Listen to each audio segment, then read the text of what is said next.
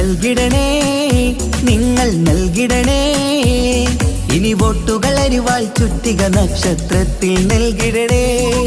സാരഥിയായി വന്നു നമ്മിലിതാ രവീന്ദ്രനാഥിന് വോട്ടുകൾ നൽകണേ. നാടിന്റെ നേട്ടമാ ലക്ഷ്യം, നാട്ടാരെ ഉന്നതി പക്ഷം. അതിനായി വോട്ട് നാം LDF-നായി ചെയ്യാൻ വന്നാട്ടെ. നാടിന്റെ നേട്ടമാ ലക്ഷ്യം, നാട്ടാരെ ഉന്നതി പക്ഷം.